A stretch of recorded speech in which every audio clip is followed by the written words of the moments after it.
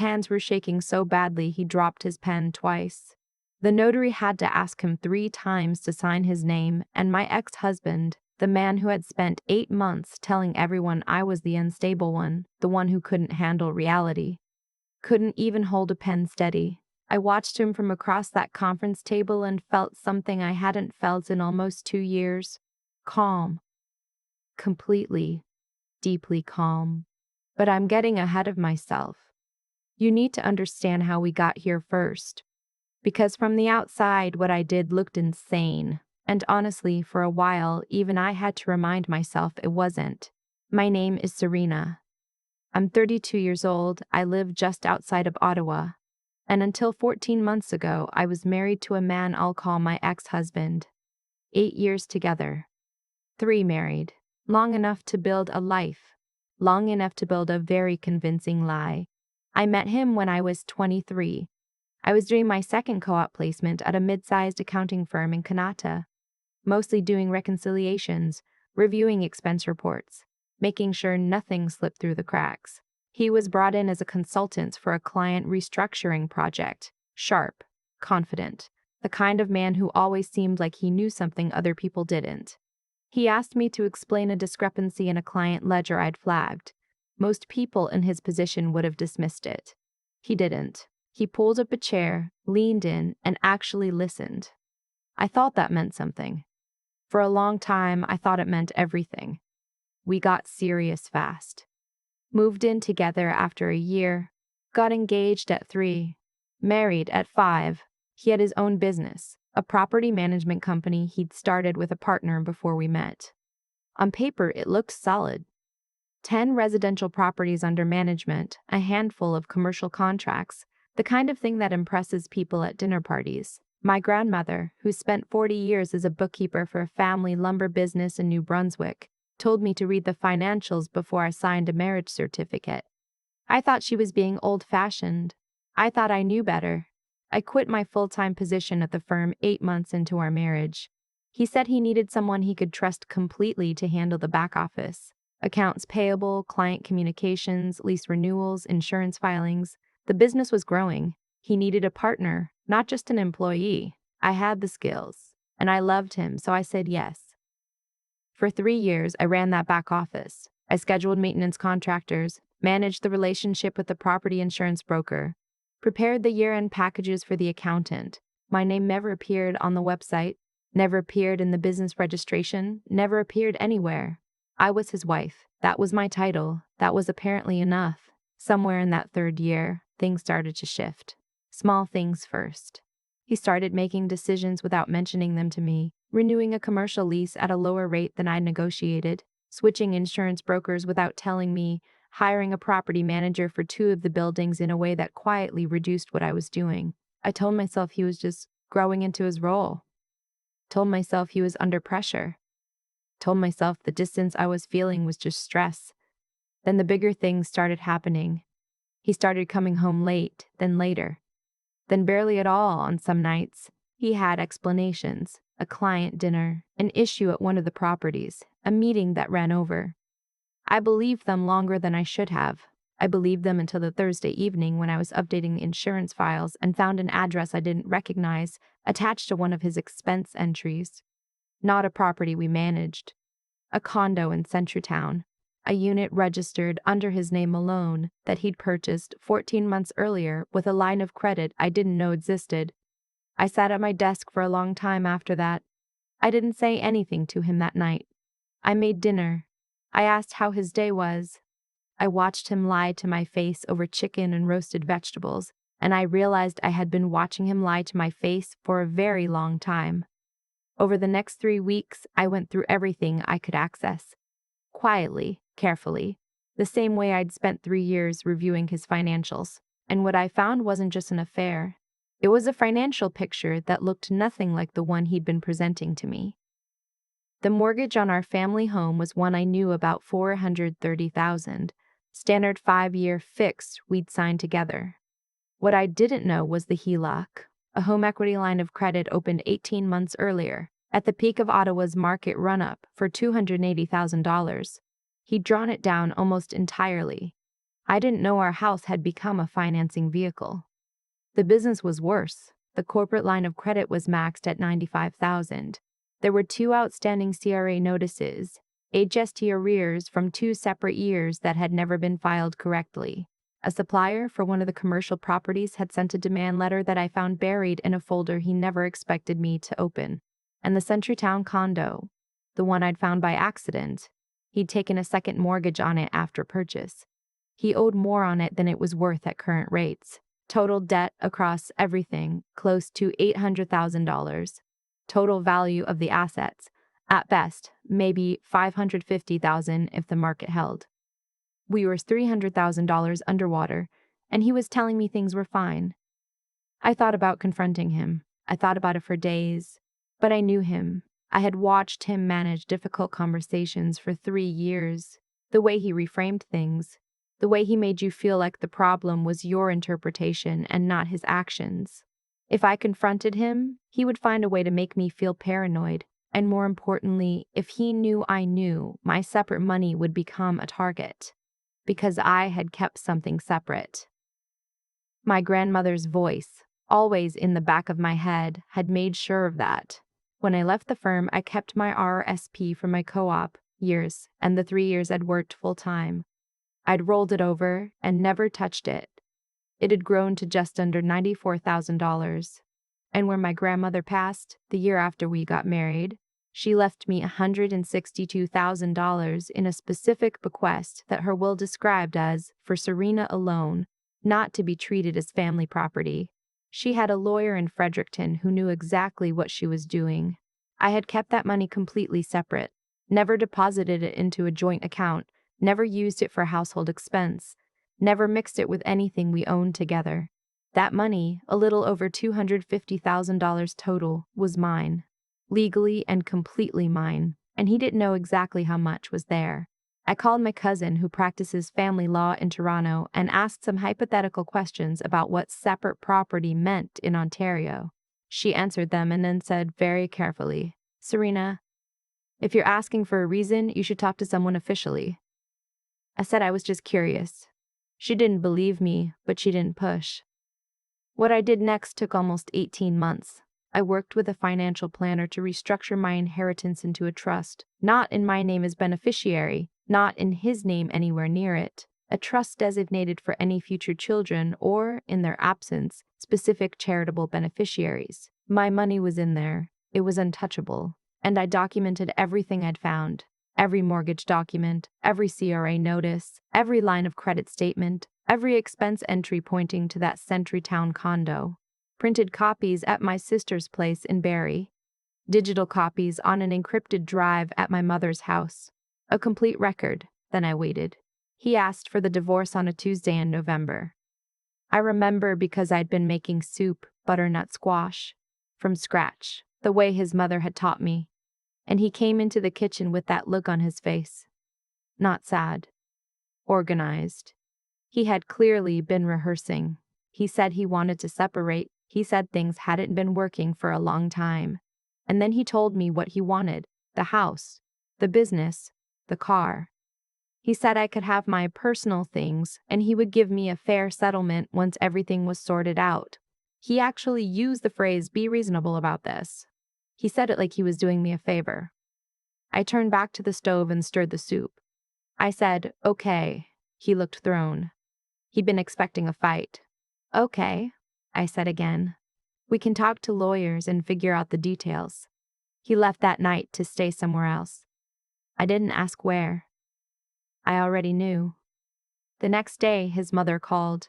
We had always been cordial. She was a practical woman who had never fully warmed to me, but had never been openly cruel either. That changed in the phone call. She said she hoped I would be mature about this and not drag things out. She said her son had worked very hard to build what he had, and it wouldn't be fair for me to take half of something I hadn't really contributed to. I had never told her what I actually did for the business. Apparently neither had he. His best friend, someone we'd socialized with for years, someone I had cooked dinner for more times than I could count, sent me a text that week that said only, "He told me what happened. I think you should take the settlement he's offering. It's more than fair." He didn't know what the settlement was. He hadn't seen any numbers. He was just passing along a message and a text because my ex-husband needed one more person to nudge me toward agreeing quietly. I didn't respond. What I did do was hire a lawyer. Her name was Brenda, 57, Carleton University law grad, the kind of woman who takes notes in red pen and doesn't lose track of anything. She reviewed my situation in a 2-hour meeting and told me, very directly, that I was entitled to an equalization payment under Ontario's Family Law Act, that what my ex-husband had built during our marriage, I had legally contributed to, and I had a strong claim. I looked at her and said, "What if I don't want to fight for the business?" She stopped writing. "What if I want to sign it over to him?" I said. "All of it, the house, the business, the car. What if I want to let him have everything?" She looked at me the way people look at someone they're concerned about. She asked me if I understood what I'd be giving up. She asked me if someone was pressuring me. She asked if I was okay. I told her I was fine. I told her I just needed her to make sure the paperwork was correct. She thought I had broken. She thought I had been worn down past the point of fighting back. She had absolutely no idea. I moved into a 2-bedroom apartment in Nepean with my younger brother, who was between places anyway and needed somewhere to land for a few months. It wasn't much. Beige carpets, a balcony facing a parking garage, kitchen cabinets from approximately 1994. But it was quiet, and it was mine, the way nothing in that house had ever fully felt mine. Meanwhile, my ex-husband posted on Instagram within a week a photo of the living room. My living room, the one I'd furnished over 3 years. The rug I'd had shipped from a shop in Quebec City, with a caption that said something about new energy and fresh starts. He had liked 6 of her posts that same day, her being the woman connected to the Centretown condo. I knew because I still had access to a shared streaming account he'd forgotten to remove me from, and the activity told me more than he realized. His mother called my mother to say that I had given up very easily and that it was probably for the best. My mother said very evenly, "I hope you're right."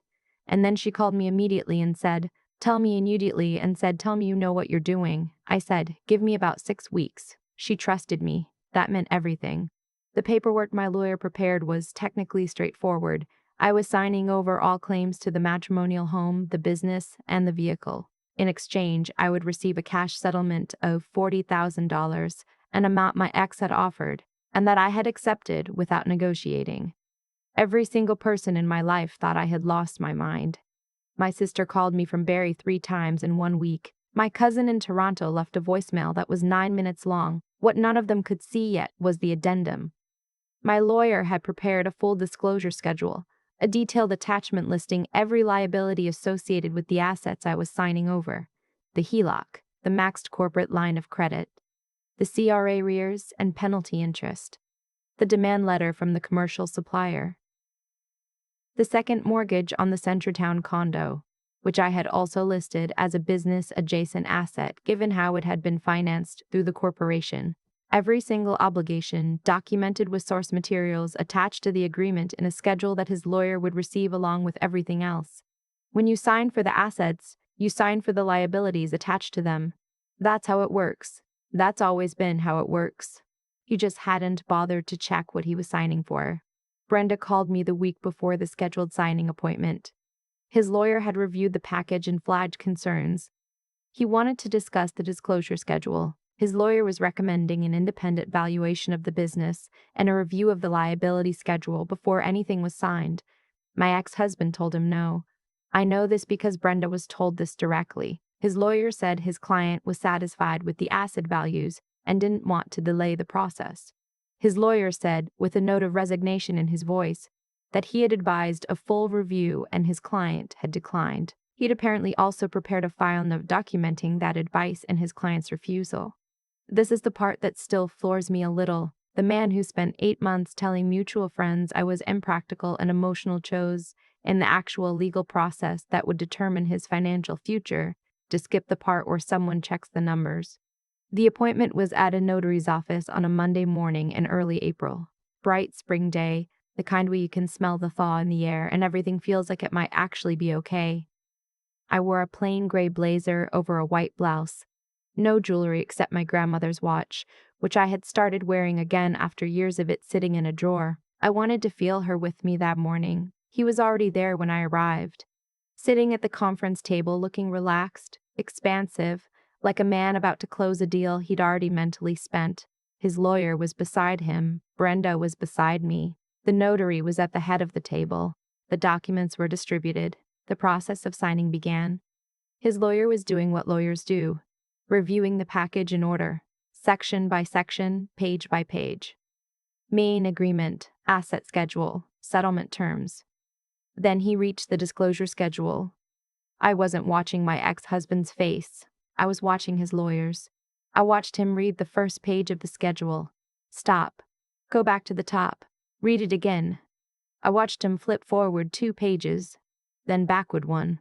I watched his expression change from the careful neutrality lawyers develop after years of practice to something that looked a lot like alarm. He leaned toward my ex-husband and said something quietly. My ex-husband shook his head. His lawyer said something else, more urgently this time. My ex-husband's hand, which had been resting casually on the table, stopped being casual. He looked at the schedule. He looked at the HELOC balance. He looked at the HELOC balance. He looked at the CRA figure, which with accumulated penalties was now sitting at $41,000. He looked at the corporate line of credit. He looked at the total. He put the papers down. He picked them up again. His lawyer said very quietly, but not quietly enough, "This is the liability associated with what you're claiming. All of it transfers to you." "She hid this," my ex-husband said. His voice came out strange, higher than usual. "This isn't." She manipulated the documents. Brenda, without looking up from her notes, said, "The disclosure schedule is compiled entirely from documents registered in your name and your corporation's name. The HELOC is registered on title to the property you are claiming. The CRA notices were issued to you personally. The line of credit is in your corporate account." "I want to stop," he said. "I want to stop the process." The notary looked at him calmly and explained that the documents had been distributed and reviewed, that both parties were represented by counsel, and that the process could only be halted with mutual agreement or a court order. I said very quietly, "I don't agree to halt." He turned and looked at me. For the first time in months, actually looked at me. Not past me, not through me, not the way you look at something you've already decided the value of. He looked at me like he was trying to understand something he'd missed. "You knew?" he said. "I've always known how to read a balance sheet," I said. "You taught me that, or no. You let me do it for 3 years. That's not quite the same thing." His lawyer was already quietly gathering documents into his bag. He had the look of a man composing his file note in his head. He had recommended the review. He had it in writing. He had done what he could. "This isn't fair," my ex-husband said, to no one in particular. Brenda looked at him with the kind of patience that only comes from 30 years of family law. "Mr. She said his name, which I won't write here. These are your debts. They have your signature on them. Your wife is not claiming a single one of them." The notary completed the process. The documents were signed. The marriage was legally dissolved. I picked up my bag, thanked the notary, nodded to his lawyer, and walked out. In the hallway, I could already hear his voice rising behind the closed door. I pushed through the exterior door into that cold April morning, and I stood on the sidewalk for a moment and let the air hit my face. It was over. The months that followed had a kind of quiet inevitability to them. The woman from the Centertown condo was gone within 3 weeks of the signing. I heard about it from a mutual acquaintance who seemed to find the whole thing grimly funny. He had, apparently, been honest with her about what had happened. She had been, apparently, under the impression she was involved with someone more financially stable. Funny how that works. The HELOC went into arrears 2 months later. The bank started the process on the property. The CRA sent a collections notice. The commercial supplier's demand letter escalated into a small claims filing. The corporation he had spent years building, the one I had spent 3 years managing from behind the scenes, the one that had never once listed my name anywhere, started to unwind. His mother stopped calling my mother. I took that as a kind of peace offering, even if it wasn't meant that way. His best friend, the one who had texted me to take the settlement, ran into my brother at a gas station somewhere in Canada and apparently said something about how he hadn't known the full picture. My brother said, very pleasantly, most people didn't, and left it at that. My $40,000 settlement paid for 6 months of rent, basic furniture, and the first 2 terms of a part-time certificate program in financial planning at Algonquin College. I had spent years managing someone else's finances. I had decided it was time to learn how to do it professionally, on my own terms. For clients who would actually know my name, the trust stayed exactly where it was. Over $250,000, safe, earmarked for a future I was building slowly and carefully, the way my grandmother would have wanted. She had kept her own account for over 4 decades, separate from her husband's, not secret, she always said, just hers.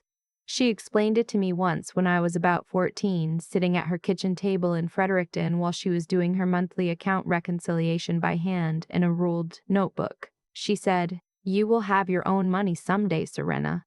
Keep it that way. Not because you don't trust someone, but because you are a whole person, even when you're with someone. Don't forget that." I have her watch on my wrist as I write this. The face is a little worn, but it still keeps perfect time. About 2 months after everything was finalized, my ex-husband showed up at my apartment. I didn't answer the intercom at first. He said my name twice and then said he just wanted to talk. I buzzed him up. He looked like a different person. Thinner, tired in a way that wasn't just sleep deprivation. He sat down on the edge of my secondhand couch and looked around at my small, tidy, nothing special apartment. He didn't say anything for a moment. Then he said, "I didn't think it was this bad." I didn't say anything. "I thought I had it managed," he said. "I thought I was going to turn it around. I always thought I was about to turn it around." "I know," I said. And that was true. I had watched him believe that for years. He said he was sorry, not in a specific way, not for any particular thing, just the general sorry of a person who has run out of other options. He asked if maybe we could, and then he trailed off. Didn't finish. Couldn't bring himself to say what he actually wanted, which was for me to help him. Again. Still, after everything, "You wanted the assets," I said. "I gave you exactly what you asked for." He left about 10 minutes later. I watched through the peephole until the elevator came. My brother came out of his room about 30 seconds after I heard the elevator doors close and said, "Was that him?" I said yes. He looked at me for a moment and then went to the kitchen and put the kettle on. We drank tea and watched a terrible reality show and didn't talk about it. That was exactly what I needed. That evening, I called my grandmother's old phone number by accident, the Fredericton number, the one that rang in the kitchen of the house she'd lived in for 45 years. A stranger's voicemail picked up. I hung up quickly, a little embarrassed, and then sat with the feeling for a while. I think I just wanted to tell her she was right. She was right about all of it. The separate account, the quiet preparation, the patience that looks from the outside like surrender, the understanding that you can love someone and still protect yourself from what they might become, the knowledge that the most powerful position you can be in is the one nobody thinks to worry about. My apartment is small. The carpet is still beige. The kitchen cabinets are still from approximately 1994, but I chose the paint color for the living room walls, a soft, warm ivory, because I was tired of gray. And I chose the curtains and the lamp in the corner, and the print above the couch that I found at the little shop on Wellington Street. Every single decision was mine.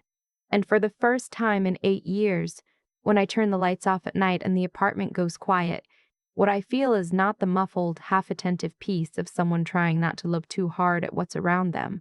What I feel is free. I still think about the moment my ex-husband dropped his pen at that notary table. Not because it was dramatic, though it was, but because of what it meant. He had spent months moving fast, deciding quickly, trusting his own certainty over everything else. And that certainty, that absolute confidence that he already knew the value of what he was taking, was exactly what undid him. Not me, not my lawyer. Him. There's something I've come to understand slowly, the way you understand most things that actually matter. Consequences don't always arrive loudly. Sometimes they arrive on a Monday morning in a notary's office, in the form of a liability disclosure schedule that a person chose not to read, the choices he made, the hidden HELOC, the arrears he never addressed, the line of credit he kept drawing down, the financial review he waved away because his girlfriend wanted things finished. Those choices had been accumulating quietly for years before I ever sat across from him at that table. I didn't create the situation. I just stopped absorbing it. I think about my grandmother a lot when I reflect on all of this. She wasn't a complicated woman, philosophically. She kept her own account, she balanced her own books, she made decisions based on what she actually knew rather than what she wanted to believe. That kind of integrity, the quiet, unglamorous kind that involves actually checking the numbers instead of assuming you already know them, is something that compounds over time, the same way interest does. She practiced it for 40 years. She passed it to me in a ruled notebook and a specific bequest and a watch that still keeps perfect time. What I had to do in those 18 months wasn't easy. It required me to sit with what I knew and not act on it prematurely. To keep showing up, keep functioning, keep doing the work while carrying something heavy that I couldn't put down and couldn't talk about. There were nights in that Nepean apartment when the patience felt less like a strategy and more like something I was just barely managing to hold. Patience isn't passive.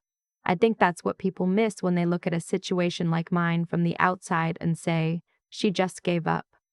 Waiting with intention is probably the hardest thing I've ever done. It requires you to trust your own judgment when everyone around you is quietly suggesting you've lost it. And the intelligence piece, I want to be honest about this because I think it gets misread as cleverness, as some kind of scheme. It wasn't. It was just the skill I already had, applied carefully and honestly. I knew how to read a balance sheet. I knew what the documents meant. I used what I actually understood rather than what I wished were true. That's not a trick. That's just refusing to be more confused than you actually are. What I want, if anyone watching this takes anything from Serena's story, is for it to be this. The woman who looks like she's giving up might be the most clear-headed person in the room, the one who moves quietly, who doesn't perform her pain, who keeps her own accounts and reads the fine print. She's not weak. She's just not showing you what she knows yet. My grandmother kept her own money for 40 years, not because she didn't love her husband, because she understood, with a clarity I'm still learning to match, that loving someone and protecting yourself are not in conflict. They never were.